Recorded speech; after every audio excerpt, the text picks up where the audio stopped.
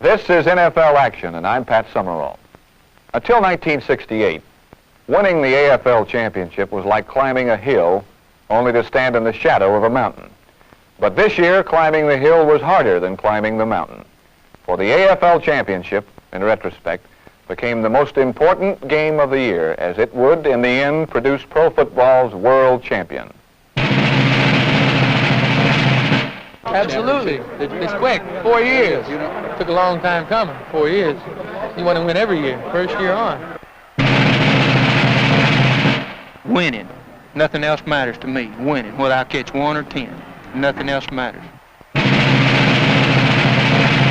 At the time, I thought it was just a fumble, so I reached down, picked it up, and took off. We were just happy to get the ball.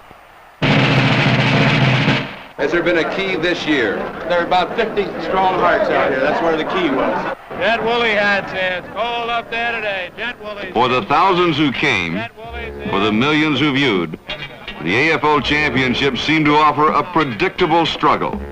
The league's 2 best quarterbacks would match passes, while their respective coaches would match strategies. The game would be predictable in some ways, bizarre in others. But as the tension grew for the opening kickoff, one thing was clear. If the AFL Championship was to be a mere prelude to Miami's Super Bowl, it would indeed be a stunning prelude.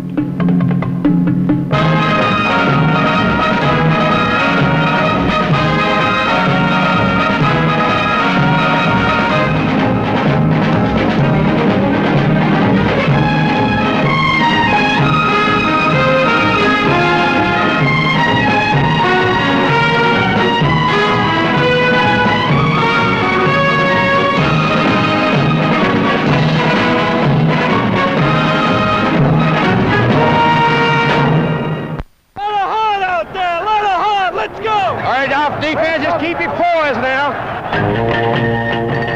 John Rauch coached the most prolific offense in pro football. He would have liked to have scored early. But the Oakland Raiders found it impossible to do anything in their first offensive series as New York's defense dealt them a telling psychological blow in round 1.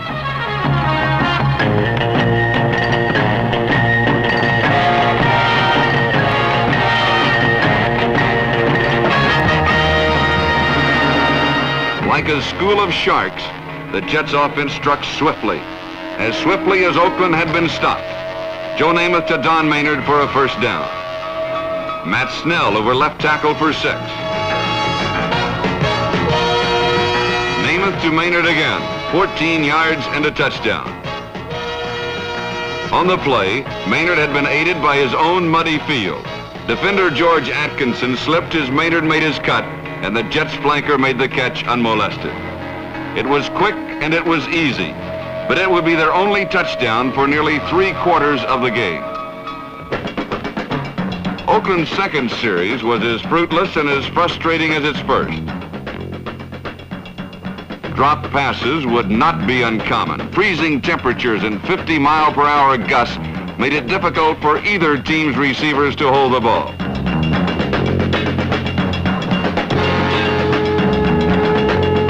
Yet fate somehow dealt the Raiders more than their fair share. A pass that tipped off the hands of Fred Biletnikoff was one in a series of near misses that would haunt Oakland long after the final gun. This attempted field goal that followed was yet another.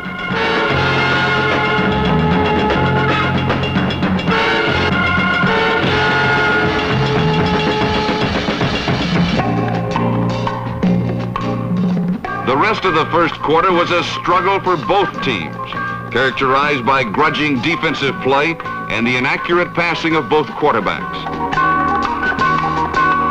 The teams exchanged the ball 8 times and could collectively muster only 2 first downs.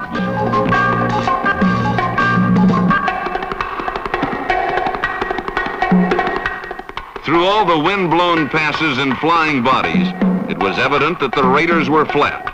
They were playing as dead as this punt that rolled to a halt deep in New York territory.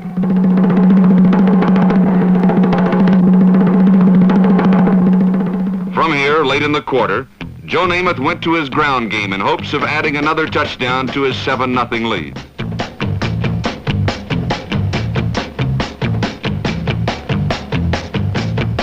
But after Boozer and Snell took him to the Raiders' 25, Namath's arm betrayed him.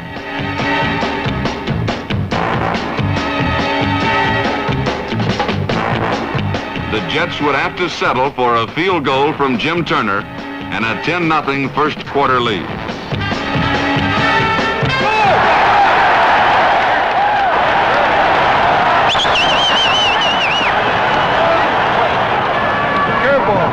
I slipped. That's all right, you made it. Play kick. Through the first quarter, viewers had not yet seen what they had expected.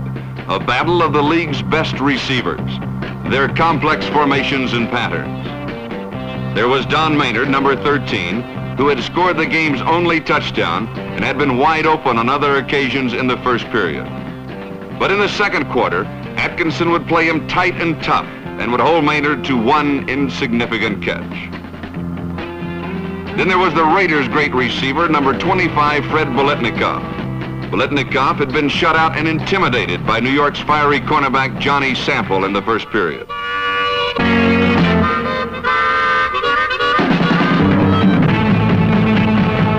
While Sample may have won the fight, Biletnikoff won the war.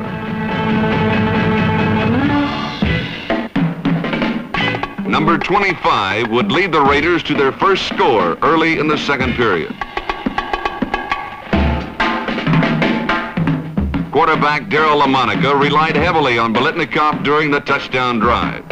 He and number 35, setback Hewitt Dixon, were to be LaMonica's only effective weapons, however, throughout the game. After Dixon's 20-yard run with a flare pass, Biletnikoff again broke loose in the secondary for the Raiders' initial score.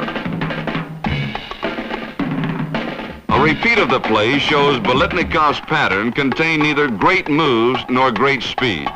All he did was avoid an attempted tackle and an attempted trip by two Jet defenders, neither of which seemed to faze him.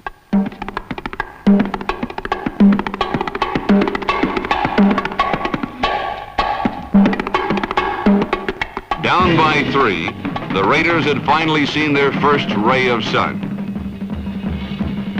The touchdown must have given Oakland's defense an emotional lift for the ensuing Jet drive. They blocked Namath's passes.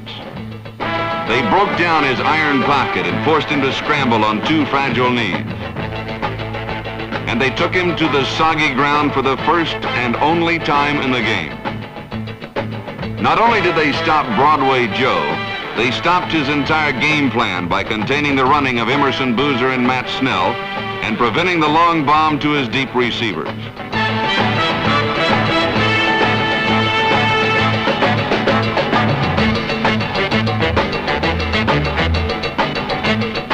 A completion to number 83, George Sauer, did keep the drive going. But on a third down play, a pass to tight end Pete Lammons fell far short of a first, and Jim Turner had to salvage the drive with a field goal.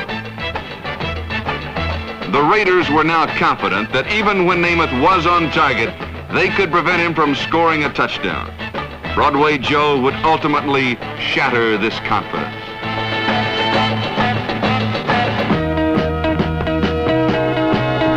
On the following kickoff, the Raiders received their only real break of the game.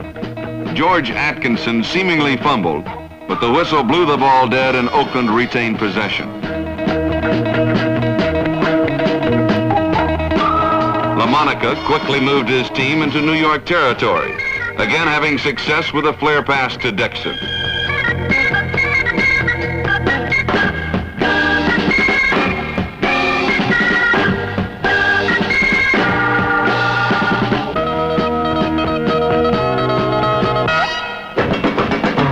But here marked the beginning of what was to be the key to defeat for the Raiders. Their inability to cross the goal line once inside the Jets' 20. This was the first of 5 such opportunities in the game. All but one would fail.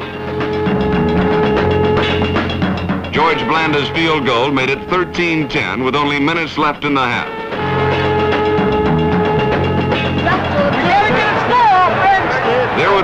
more scoring for either team.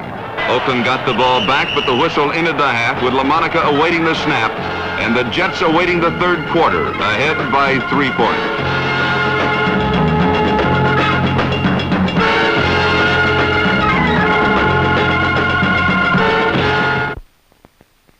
The first half had seen both teams erratic, in which neither offense was able to control the ball for long periods of time. But the tenor of the game would change radically in the third quarter. The Jets would have the ball twice, the Raiders only once.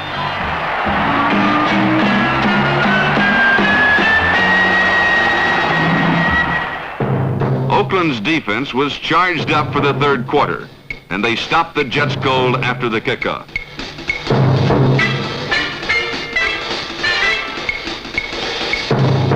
But their efforts were negated when Roger Bird fumbled the punt return right into Bake Turner's hands. Unruffled by a seemingly fatal turn of events, the Raiders defense closed the door on Namath's offense.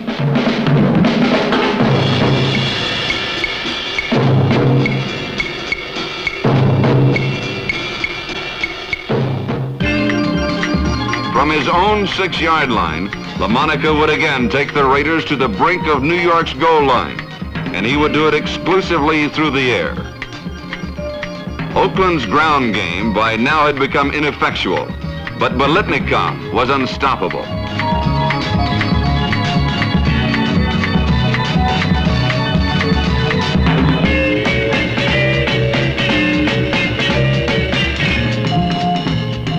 The last play was not only dependent on Biletnikoff's catch and breakaway move for its success. His co-receiver, number 81 Warren Wells, laid a crushing crossbody block on safety Jim Hudson that afforded Biletnikoff extra yardage. Used mainly as a decoy until now, Wells then turned receiver on the next play, and the Raiders would have a 1st and goal on the 6.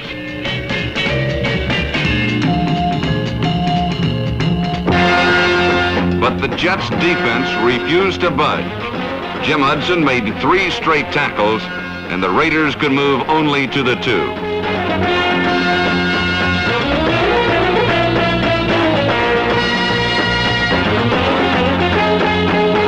Now, midway through the period, Coach Rauch refused to gamble on 4th and 2. Blanda's field goal tied the score at 13.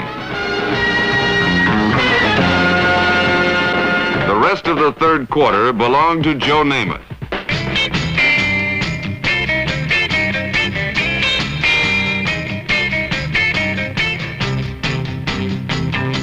On a brilliantly executed, time-consuming drive that would take 7 minutes, Namath engineered his team 80 yards to a touchdown. How did he do it? Namath did it by making 4 crucial third down plays to keep the drive going. He first hit Emerson Boozer, sprung free by Sauer's screen block for 12 yards and a 1st down. He then utilized the running of Matt Snell, who gained 25 yards on this drive and made the 2nd crucial 3rd down play.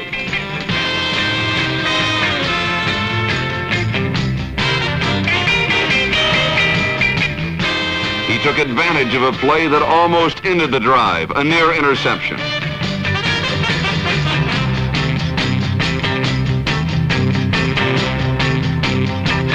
He hit John Maynard on a 3rd and 9 play with a perfect pass, good for another 1st down. And finally, he made the big play, the touchdown. Again on a 3rd down call. A flat pass to tight end Pete Lammons, who rolled into the end zone and gave the Jets a 20-13 lead at the end of the third quarter.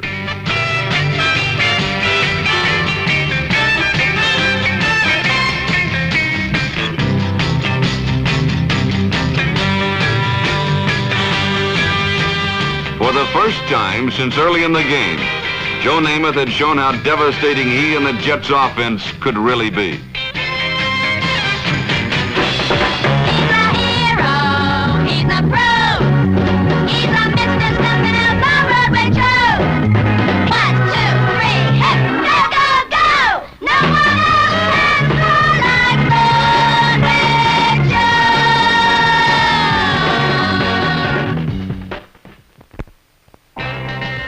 15 minutes to play and a touchdown behind, the Raiders again eased their way into the shadow of the Jets' end zone. Biletnikoff beat Johnny Sample for 57 yards soon after the quarter began.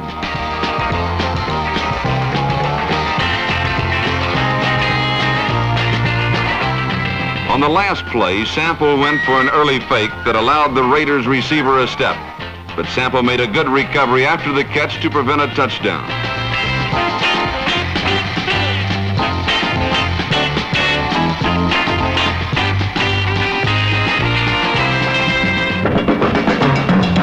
Then it would happen again. For the third time in the game, the Jets defense met LaMonica's challenge and denied the Raiders their goal line.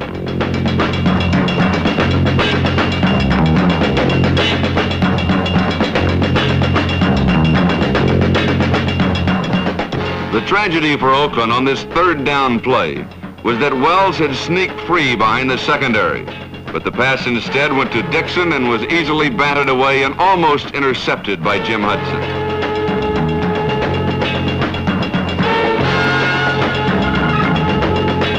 The Jets gave up 3 points but had prevented 7, which must have disheartened the Raiders.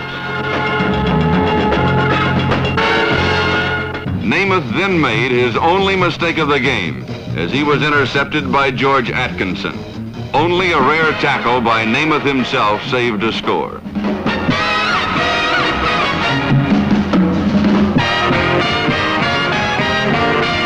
Namath's mistake on the pass was obvious. He hung the ball up a hair too long, and Atkinson had a good angle to easily steal the pass away from Maynard.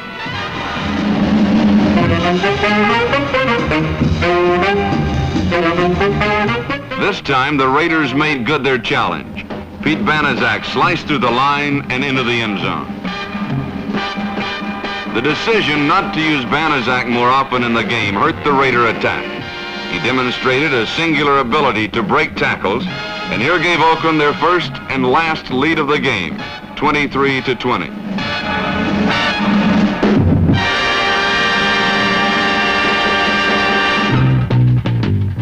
Joe Namath awaited the ensuing kickoff with anticipation.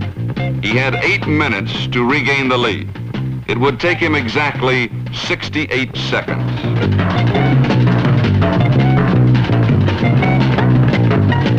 Earl Christie's return set Namath up at the 32-yard line.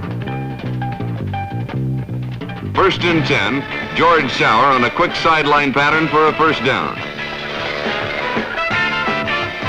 On the play, defender Willie Brown was protecting against the long pass, and Sauer easily made the catch.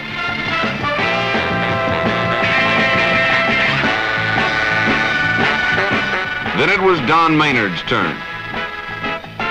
Maynard made a great over-the-shoulder catch 52 yards away, and the Jets were suddenly at the Raider 12. Maynard appeared to have bobbled the catch, but a replay will show that he did have possession for the required length of time on a magnificent effort that set up the winning touchdown.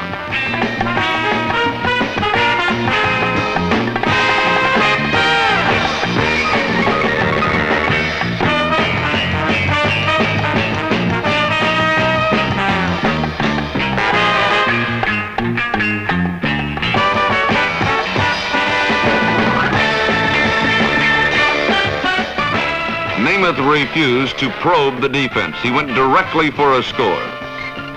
Seeing George Sauer covered, Namath slipped, regained his balance, and fired a rifle pass to Don Maynard through 3 defenders for the crucial touchdown of the game. Namath and Maynard have proved themselves as poised a combination under pressure as the AFL had ever seen.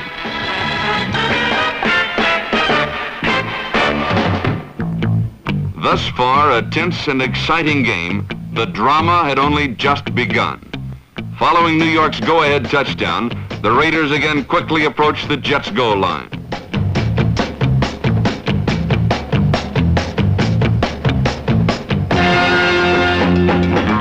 But again, they could not unlock the door.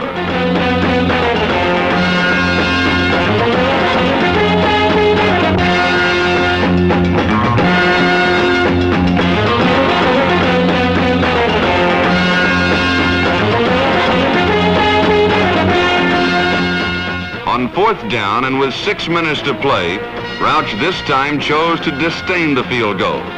The strategy backfired. The man who made the last play was Verlin Biggs, number 86, who came crashing in from the right to end another Raider threat. Time and opportunity were now slipping away from the silver and black. With 3 minutes left, another opportunity and another failure would come to haunt the Raiders.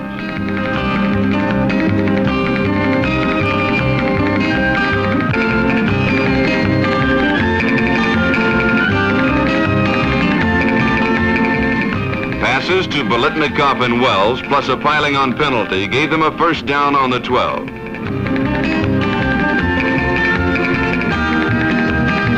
LaMonica called for a flare pass to set back Charlie Smith. A good call in this situation, but the play was executed poorly. Considered a free ball, but not advanceable, the Jets took possession at the point of recovery, and with it took the last real hope of victory from Oakland.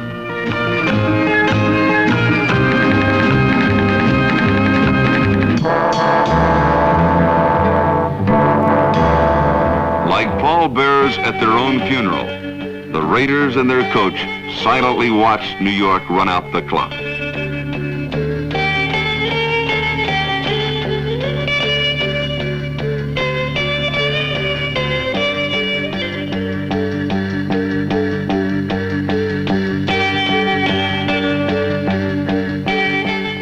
Fate dealt its last blow to Oakland when on 3rd down, Boozer's fumble gracefully bounced back into his own hands. Yet a courageous defense had contained the Jets, and Oakland would have one final chance. With all their timeouts gone, only a miracle could save the Raiders, the kind that had occurred 6 weeks earlier in the Heidi Bowl. Today, that miracle would not come.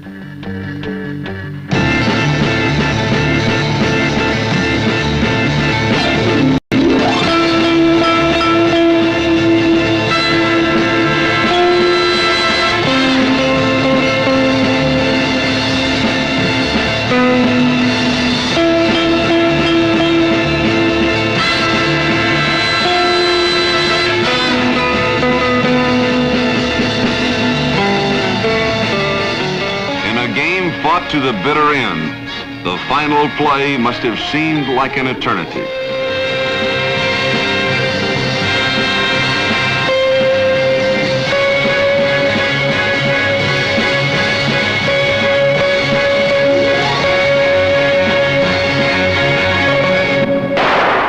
At 3:30 Eastern Standard Time, a champion was crowned.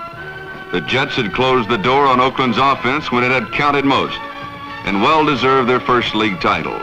For the Raiders, it was a heartbreaking loss that would be remembered for a long time. But as the sun began to fade behind Shea Stadium's west wall, others would remember a game that produced pro football's world champion.